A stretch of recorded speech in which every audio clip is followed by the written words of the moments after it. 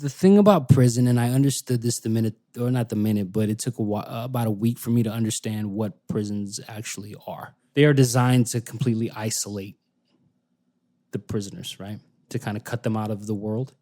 And what that does to you on a psychological level is, one, it proves that the world keeps spinning whether you exist or not. It's like you wake up in this weird movie where you can or you can't exist, and it doesn't even matter. The story of Dante Orpilla, this week on Upvoted by Reddit.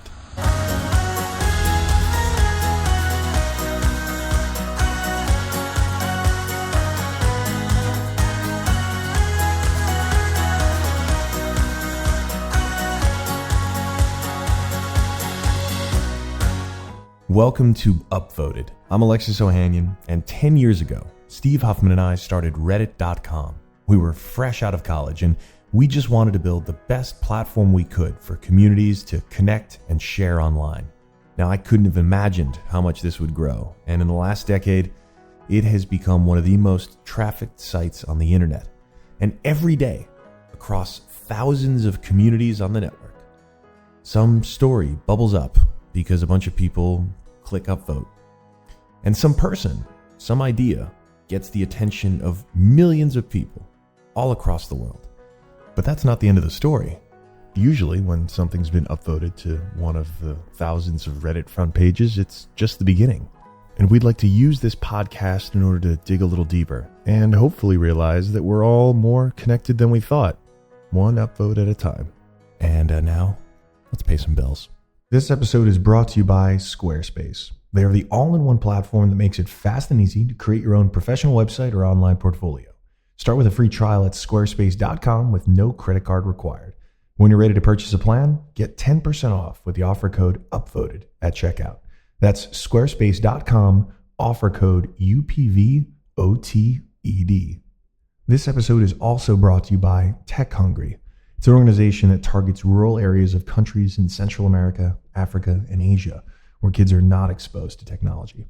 They supply schools with microscopes, anatomy models, computers, physics kits, solar kits, and more, things that we take for granted here in the developed world. They're an entirely volunteer-run organization and need your help. Go to techhungry.org and find out where you can volunteer. Maybe help their social media campaigns, contribute items for donation, or even donate some money to help them make the world suck less. Now, I'll never forget this story.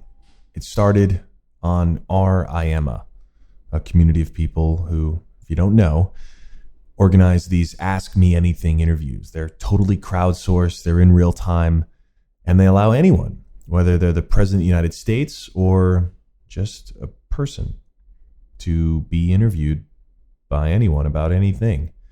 It was on June 21st, 2010, that a user by the name of youngluck submitted a post to RIMA that simply said, "I am a fella getting sentenced to federal prison in less than 48 hours.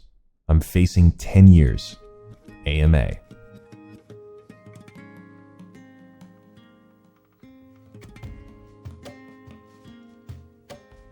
But that's not where this story begins. No. It starts with the young frontman of a band called the Bottom Dwellers. The song you're listening to right now is called Old New Orleans, from their album Cracks of the Concrete. The stories told of levee taps where orphans used to go and dream about the place they could call home. If you listen close, you'd hear them singing songs along the shores of old New Orleans. The song Old New Orleans, we recorded that on Christmas Day. We were all alone. We were just alone in the studio and we recorded that. The Bottom Dwellers was actually born from this idea that at the time music or actual musicians weren't getting a lot of respect. So I started this band with these incredible musicians, and they were all kind of older. They weren't like a young band, but they all had battle wounds and they'd all been around in the business for a while. And it started to gain traction. Not only was Dante able to build a band with incredible players, but he was also able to have guest features from legendary musicians. One of them was Busy Bone from Bone Thugs and Harmony. So Busy Bone came And he actually rapped for a tribute to Eazy-E, which was a huge father figure for Bizzy Bone. I don't know if you know the whole Bone Thugs story, but so to come in and do a tribute song with us for Eazy-E was pretty big. Yet, not everything was going according to plan. Dante was facing a series of incredible hardships, which led him looking for an escape. I had a son, Orion, and his mother decided to take him and just disappear. And it's one of the, like, I wouldn't wish that pain on my worst enemy. I was spending my Father's Day that year putting up missing child posters for him. In and around our neighborhood, I was like this soul-sucking siege of not knowing anything about the only thing at the time that I cared about. I mean, one of the things that I turned to help alleviate that pain was work. And in that quest to continuously work, I started turning to drugs. The first being cocaine. It'd keep me up for 3 days just in the studio working. And when that started to wear off, I turned to a harder drug, meth, which would have me up for a week straight working. But a friend of mine helped me kick that, clean me up. And when I say saved my life, that's what I'm referring to, because I see that act as having saved my life. Unfortunately, this friend was on his last legs, and Dante took it upon himself to help him out. Well, this particular friend got into a bind where they needed drugs. I did what I thought was helping this person by, reaching out to contacts that I knew were in that world. I went out to buy some drugs. I got arrested. I got caught. I got set up by a friend who I had actually known for 10 years, to the point where I was buying gifts for his kids at Christmas, stuff like that. So, and he had got busted and decided to become a confidential informant, started throwing a bunch of people under the bus, and I happened to be one of the people that got thrown under the bus. Which is ironic because I wasn't really a drug dealer, right? So at this point, Dante is facing a 10-year prison sentence, and the arduous trial process is looming over him. He's at home on house arrest, and this is when he first discovers Reddit. So after I gotten out of the prison, I was on house arrest for a period of about 6-7 months. And during that period on house arrest, I was just at home with my computer. And I had gotten into a heated exchange on Facebook. And I go out to look for some source. And I get led to this Reddit thread. And it completely disproves what I'm trying to say, right? So the facts just are shitting all over me. Like nothing that I'm saying in this argument is right. But that was my first contact with Reddit, and it was this place that was just rich with conversation. And I don't remember a day of my house arrest that did not consist of me logging into Reddit just to see what it was about. I mean, it was cool. And an interesting thing actually happened while I was browsing Reddit. I stumbled across this place called Favors. People were just doing favors for people. It's like it caught me at this point in my life where I'd completely lost faith in everything. Right? I lost my son. I'd gotten set up by what I thought was my friend. My music career was just getting dumped down the toilet. Nothing. There was no ray of sunshine at that time of my life. And then here I am in this obscure corner of the internet, and I find this place where its sole purpose is to do favors for people. It was this intense moment of holy shit. I needed this thing right now, right here, and I found it. I was just there, and I was like, okay, well, what can I do for people? And at the time, the only thing that I could do was kind of, scribble on my computer. And so I put out a thread, who wants something drawn? I'll draw it for you. And then people started flooding in with requests for these most odd things, like platypuses dancing on cheese, Kool-Aid. I mean, it was crazy. I was like, all right, this is cool. This is fun. Little sparring sessions. So that's when I met Klein Blue. He was a mod. I think he created it. I'm not sure if he created it or if he was just created it. So I created a subreddit called Favors, which was about have a penny, need a penny, leave a penny, take a penny. Redditors doing small favors for other Redditors. And Dante posted up in there offering to draw things for people. And that was kind of a nice thing. So he did that for a little bit. And then at one point he said he needed help with his speech before the judge. And I write, and I'm good at editing. So I edited his speech for the judge. And that's how I first came to know Dante. So I was out there reaching for help in a form that I had found that provides help. And I didn't think that I had anything to lose by asking for help at that time. It wasn't so much a courageous thing. It was just like, I don't really have anything else to lose. And I think within an hour or 2 hours, Klein Blue had totally fixed my jumbled mess of what I was going to say to this judge, and he fixed it, and it was great. And me and him from that point, he's like family to me now. Yeah. The way I looked at it was, this isn't going to take me that much time. I'm pretty good at it, and it's not like I can hurt. It's a human thing to do, so I did. I think that most people assume people are generally bad, and I think that most people simply haven't had their humanity tested.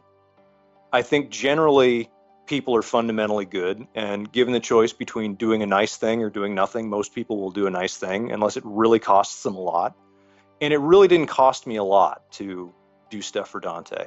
I think if I hadn't done it, someone else would have. Really, altruism is what makes the world go round, and I think that if people only did stuff for publicity, this would be a horrible Kim Kardashian universe we live in, and I just don't think it is.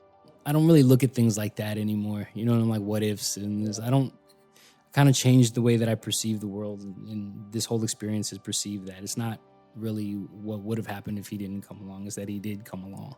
I'm still a big romantic in that sense, and where I believe that little pieces are placed in your path for specific reasons, or there was a reason why he was up at 4 a.m. when I put out the call for help and stuff like that. So I don't think past what would have happened if he didn't come along and help. I'm just extremely grateful that he did.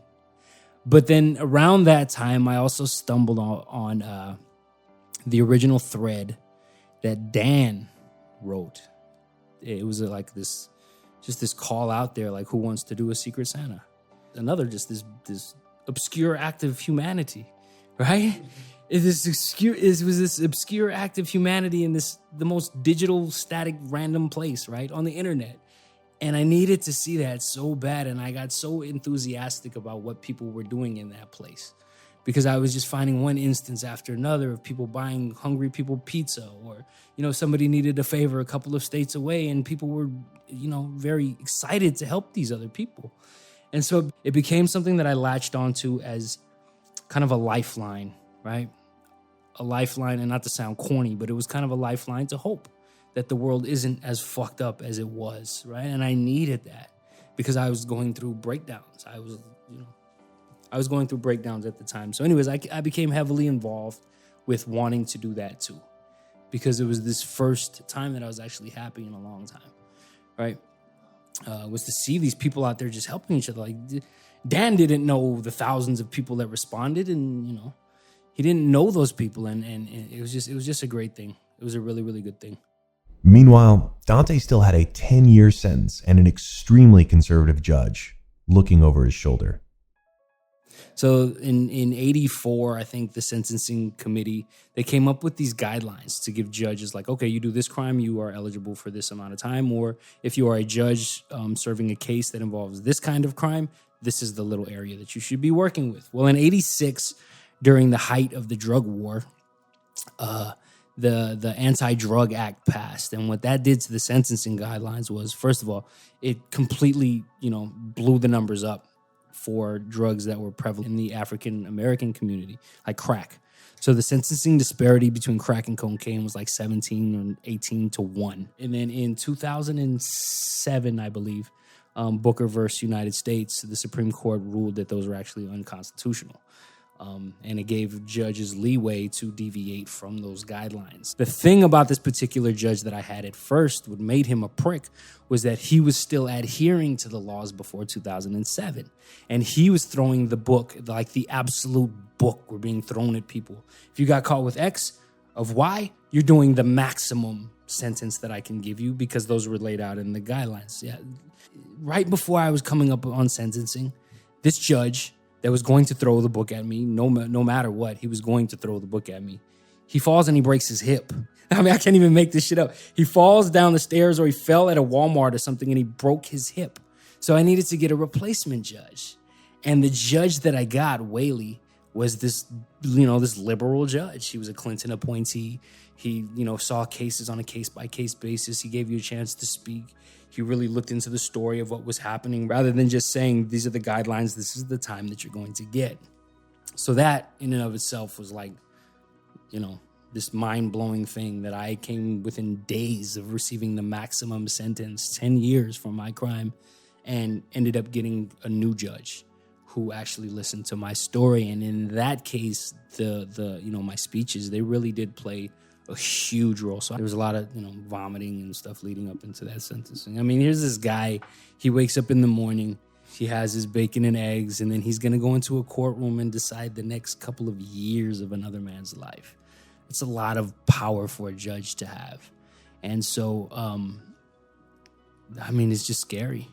Ultimately, Dante received a 3-year sentence, 7 years less than the 10-year sentence he would have likely faced under his previous judge. I would still be in there now if that guy didn't slip and fall and break his hip.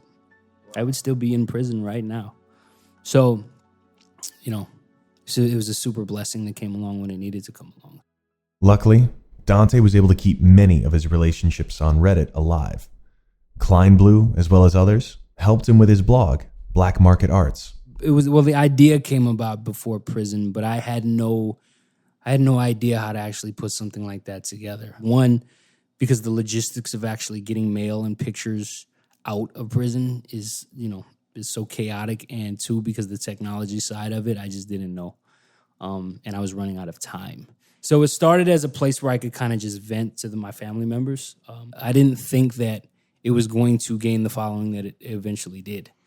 Generally, it was, hey, here's this thing that shows up in the mail, and then I scan it, and then I update the blog, and then I posted it on Reddit.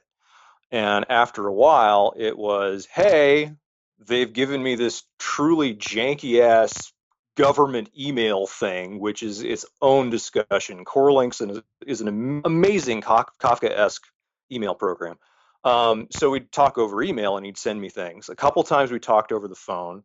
I ended up sending him letters, basically going, okay, well, here's what's going on. Here's what's in my life. So he became a pen pal in a very real way, but we sure made a run at it.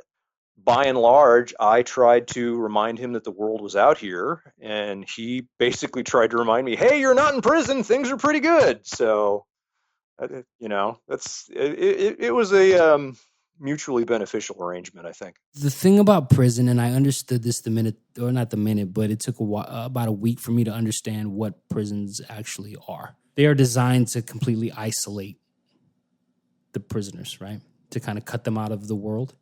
And what that does to you on a psychological level is, one, it proves that the world keeps spinning whether you exist or not. And so for someone young to go in and to have this realization that, you could drop off the face of the planet and nobody cares. And that's a big part of how they're designed. It's like you wake up in this weird movie where you can or you can't exist, and it doesn't even matter. And so that writing became therapy for me. I had kind of this lifeline to the outside world.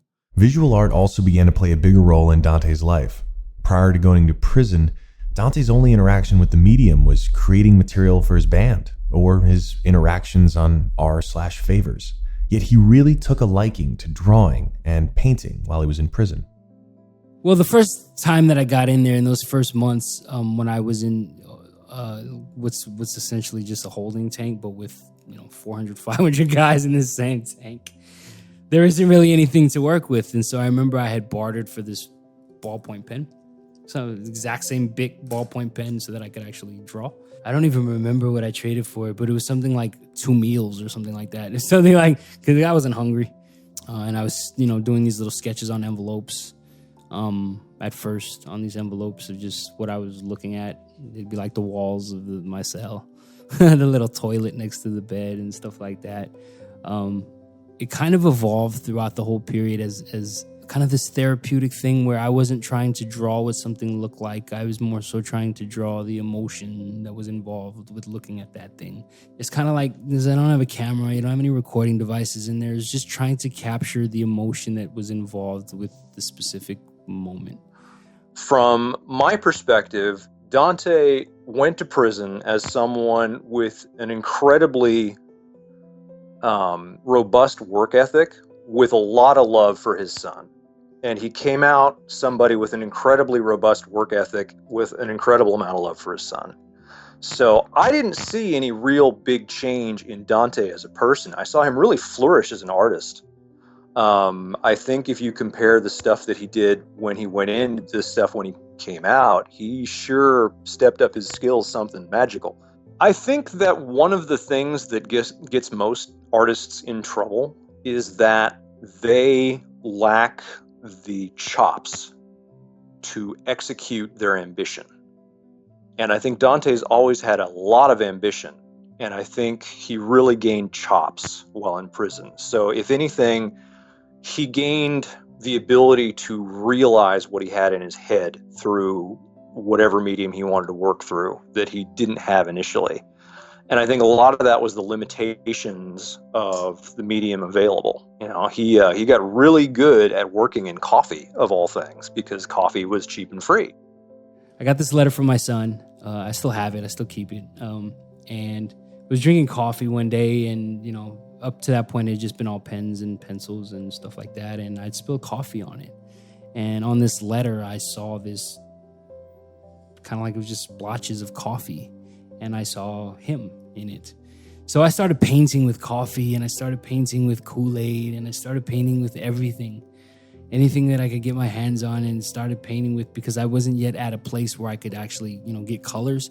I think that I grew most when I realized that there wasn't really any boundaries in that sense, right? Yeah, so I couldn't get the specific hue of blue. But did I really even need this specific hue of blue? So it gave me that freedom to just not give a fuck, right? So it gave me the freedom to not really care that I didn't have this or that I didn't have that. So I think that actually ironically gave me freedom, seeing that and being able to use that and experimenting with the different brands of coffee and what kind of hue of brown they had. Like the Folgers lets off a different hue of brown than the Keefy does, and Keefy's a little bit more yellow, and so it's cool. Like, hey, you can't take this away from me, punk ass guards. So it should come as no shock that Dante kept staying involved with Reddit Gifts even behind bars. So I was participating in the Secret Santa that was birthed before I went in. I was participating in it while I was in prison, and it was a logistical nightmare for Klein Blue, and he handled it all. And my gifts were coming in late because the COs were holding them up in the mailroom and all of this and that. But it gave me this experience that, look, I'm still the same guy that's able to participate in this thing that exists in the digital world, even though I haven't seen a computer in years. You know what I mean? Yeah. So it's really scary that what the guys that are in there, when they get released, what they face. The world is greatly different now than it was, say, 5 years ago. So when I went in, one of the big fears was that I would get out and just be completely lost with what was happening. But then you come across guys that are doing 10, 15 years, and the last experience they had with a computer was like, you know, Windows 98 and stuff like that. And so this idea of mobile computing and actually touching the computer with your fingers is completely alien to them. And I remember one of the things that I used to do while I was down was I actually used to gather guys in the law library, and on paper and pencil, I used to sketch out what an iPhone looks like, right? And I used to kind of give them a primer to what the computer is going to be when they get out, what an actual app is. And at that point, I was just getting what I was hearing from, you know, little magazines that were making their way in, but that's all alien to somebody that hasn't seen a computer in 5 years, right? We had this brilliant idea of we were going to make this, when we got out, this brilliant idea we were going to make this app, right? And the app was going to let people post pictures and just pictures. And then we get out and Instagram's like, it was basically Instagram. It was prison Instagram, but it was done with like pencil and paper. It was fun. It's so funny. But what we did have on that little mock-up of our photo app that wasn't in Instagram, we had the ability to group. So right now your feed is just everybody, but in ours you could group people. This is my family. These are my friends. This is entertainment. And you could group who you were following based on, so they still haven't figured that out. As free individuals with access to technology and the open internet, we are absolutely blessed with opportunity. I'm a big proponent of STEM education development and trying to afford as many people as possible the opportunities that I've been so lucky to just get. Tech Hungry understands the immense value of this education and wants to bring it to kids in rural areas of countries that would never normally have access to any of it. They supply schools with microscopes, anatomy models, computers, physics kits, solar kits, and more. And Tech Hungry has always found ways to deal directly with these schools and bypass any corruption and make sure that any donations or supplies go directly to the kids that need them. They're driven to give as many of these kids an opportunity for a better future as possible. Though they are an entirely volunteer-run organization and need your help. They need volunteers to write articles, to engage communities on social media, and to help them with language translations. They need people to donate new, used, or even refurbished technology. And lastly, they need donations. So please, go to techhungry.org and help them make the world a better place. At this point, Dante was finally released from prison and joined a halfway house. You get out and everything is beautiful. You know what I mean? Like, freedom is beautiful, and you start noticing all of these things that you never noticed before. Just these little mundane, meaningless things that are just so beautiful. Like if you look at a legal pad, on the side of the legal pad, there are these two little orange-red lines that run down the side of it, right? And I remember getting out and saying, that's beautiful. Like, somebody thought about that color. It isn't orange and it isn't red. It's right there in the middle. And that's beautiful that someone was paid to think about that. And so when I first got out, everything was beautiful. Even the halfway house, even though we weren't allowed to have phones, even though we were still getting bologna sandwiches for the first couple of weeks. You can't leave. You have to go through these classes of why you're not an asshole anymore. And you know what I mean? Kind of primers on how to find a job, but you have to be back inside of the halfway house at 6 o'clock. And we weren't allowed to have cell phones at the time. But I remember I had this sketchbook that I used to carry around. So I cut a hole in the sketchbook and I'd put my phone inside the sketchbook because they make you take it off for search. And it was just my sketchbook. You know, I always had it with me everywhere that I went. So they always passed over the sketchbook, and I had cut out this hole and had a cell phone in there. It's funny. So I had the sketch of Gary Coleman inside just in case they did find it. There'd be this picture of Gary Coleman looking back at them like, hi. And there you really start to understand how lucky someone is if they have people out there that are looking for them, because half of the halfway house is just guys that have no idea what to do, and it's really uncomfortable for them, and that's understandable too. So I was extremely lucky that I had people looking out for me when I got out. Dante is referring to a call he received from Dan McComas, founder of Reddit Gifts and now SVP of product at Reddit. Later, I found out that Dan had bought a piece of art, like I painted with Kool-Aid, a little ornament, a little Christmas ornament, and Dan got it. So when I got out, he threw me a line like, do you still know how to use a computer? So I think I was doing contract work for them. Like, he'd say, I need this and this and this for this exchange. And then I'd find a way to bust it out. And then we went on doing that dance for about a year. And then he sent me this text message, and I'll never fucking forget this text message. He says, I think we need to talk. Because up to that point, I had never even heard his voice. It was just this guy that I considered like one of my heroes, right? He gave me this thing at a time when I was at my lowest. He proposed this idea that was just mind-shattering, that there were people around the world that wanted to make other people happy with nothing in return. And I needed to see that, bro. So he was this, larger-than-life figure to me. He was like one of the heroes that I had, and we had never even spoken. And we talked, and he said, I want you to come and meet the team. I went out to Salt Lake City and I met the team, and I loved all those guys, and all those guys are like family now too. And Reddit at the end of the day helps a lot of people.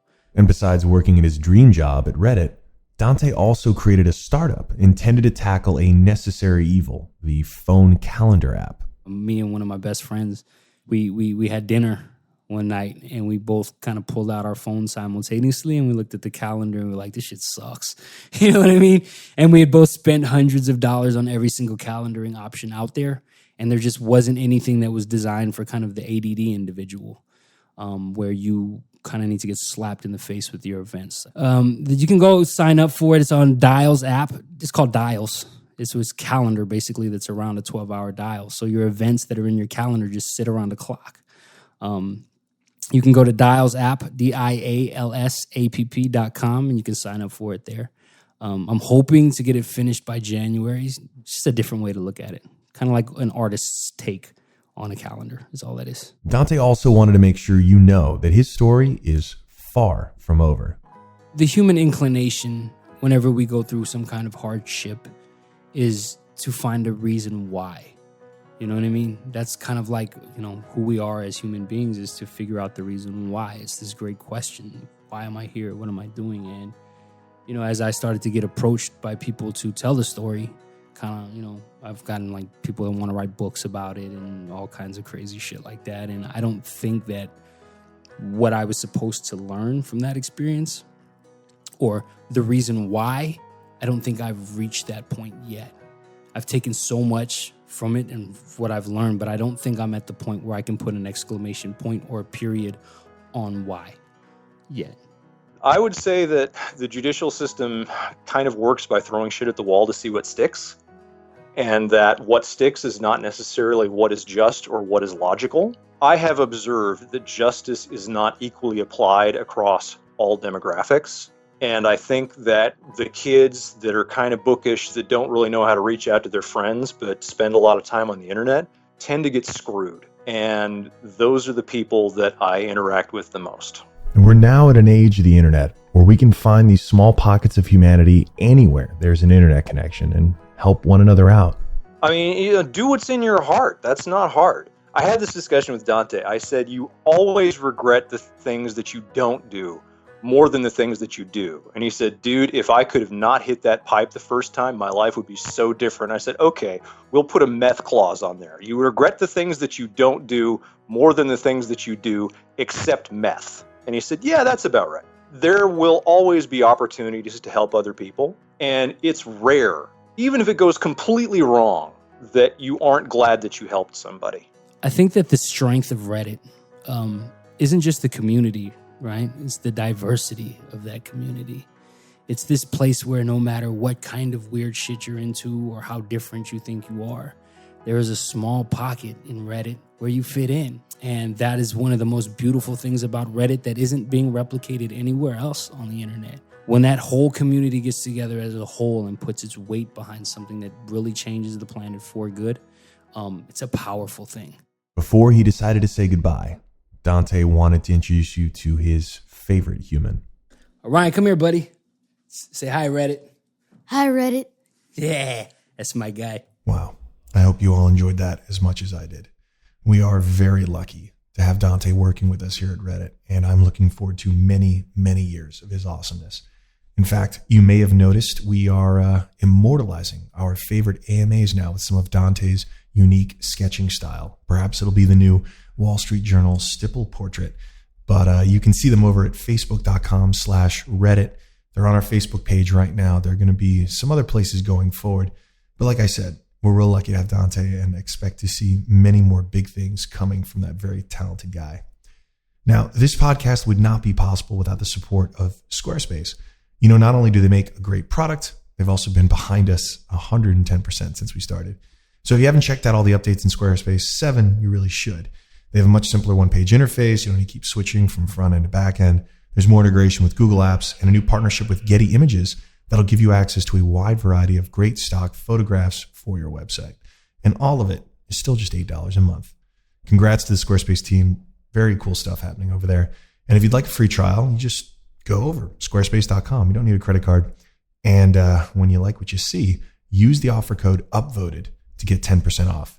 You'll be getting a great deal and you'll be supporting this podcast. Remember, that's squarespace.com, offer code UPVOTED. Send us your Squarespace sites. Why not? Tweet at us. Show us what you got, and maybe we'll even talk about them. Thanks again to Squarespace. Please support them since they support us. If you'd like to reach out to Dante, you can find him on Reddit with the username youngluck, and you should check out his new app at dialsapp.com. This is the start of what I hope will be a really exciting and long journey. Please let us know how we're doing. We've just spun up a Reddit community for this podcast. It's over at our Upvoted, and we'll be posting every one of the episodes there. So feel free to subscribe and chime in on the comments of each episode to let us know what you liked, what you didn't like. I'll be paying attention to the feedback and looking forward to going on this journey with you. So thanks so much for tuning in for the first episode of Upvoted. May there be many more.